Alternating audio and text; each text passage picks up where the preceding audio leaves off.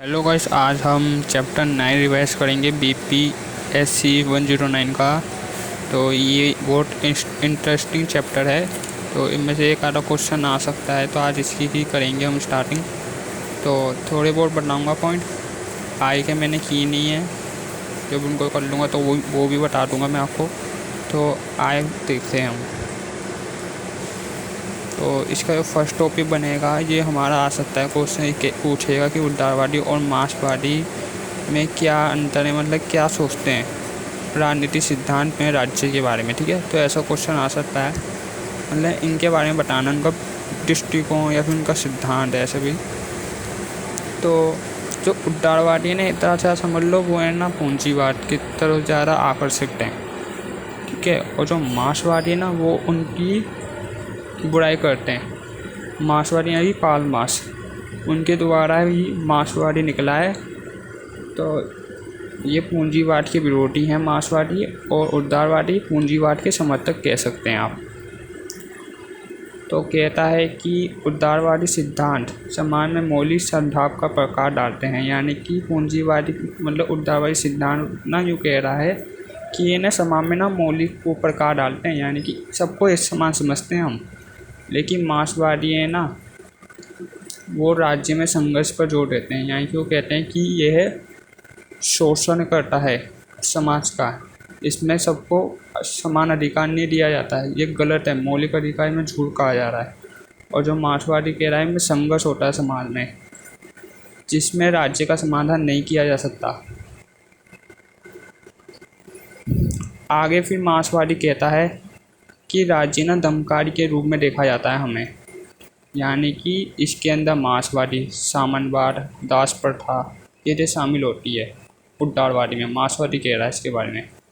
और जो उदारवादी है ना, वो यूँ कह रहे हैं, इनकी अवधारणा है कि हम व्यवसाय, आय, सामाजिक स्थितियाँ आदि को देखते हैं और आदि को रूप में चित्र करते हैं। पर मार्क्सवादी ना इन सभी की, ये सारी जिनके भी इनके उपकरण है ना, सब इनको देखता है मार्क्सवादी और बताता है सब गलत है, इसमें सब कुछ बेकार है। उदारवादी गलत एक धारणा है, इसमें सिर्फ पूंजीपति ही इनमें लाभ कमाते हैं और जो मजदूर वर्ग होते हैं उनका शोषण होता है। आगे कहता है कि उदारवादी ना राजनीतिक सिद्धांत में यूँ कहता है कि आधुनिक राज्यों को भयानक शक्ति के विषय में गहराई से जानते हैं, यानी कि वह ना आधुनिक आने वाले राज्य को ना भयानक शक्ति, यानी कि वो कहते हैं कि आने वाले राज्य होगा ना, वो हमारे लिए ना भयानक शक्ति के रूप में उभरेगा। तो इसलिए ना राज्य में संवैधानिक तंत्र का होना बहुत आवश्यक है।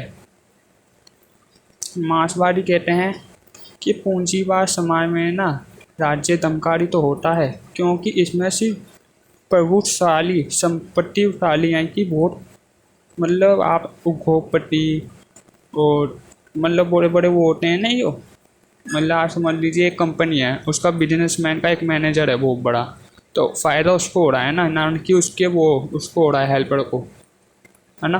तो मतलब मजदूर इसमें शोषण हो रहा है और जो पूंजीपति है ना, वो इसमें और लाभ कमा रहा है, यही कह रहा है इसके बारे में, आपको ऐसे कहना है।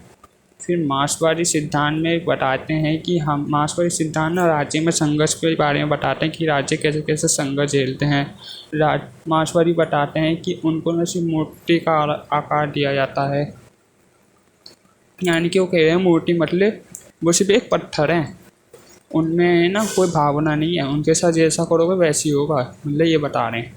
मार्क्सवादी इस बात पर जोर देते हैं कि राज्य के अंदर ना समाज और सामाजिक वर्गों का अध्ययन होना चाहिए, कि उनके अंदर उस चीज़ का विकास होना चाहिए, सामाजिक वर्गों का समाज में विकास होना चाहिए, तभी तो आगे तरक्की करेगा। वर्गों के दो आयाम बताए गए हैं मार्क्सवादी द्वारा, वह है वस्तुनिष्ठ और व्यक्तिपरक। मार्क्सवादी सिद्धांत अन्य वर्गों को अस्वीकार नहीं करते हैं, मतलब वो कहते हैं कि हम अन्य वर्गों को भी देखते हैं, लेकिन वो सबसे ज़्यादा ध्यान पूंजी वर्ग और मजदूर वर्ग पर करते हैं। तो आपको लिखना है पूंजी वर्ग के बारे में, फिर मजदूर वर्ग के बारे में, ठीक है। और फिर मतलब पूंजी वर्ग वो होता है जो बिजनेसमैन के रूप में काम करता है, मतलब उसको ज़्यादा बेनिफिट होता है, ठीक है। और जो मजदूर वर्ग होगा ना, उसका शोषण होता है, ठीक है। तो नाम लिख देना, या फिर आप यूट्यूब पे वीडियो देख लेना, इसकी आपको अवेलेबल मिल जाएगी। Thanks for watching. अगला नेक्स्ट चैप्टर में हम रिवाइज करेंगे 9.3 को, ठीक है।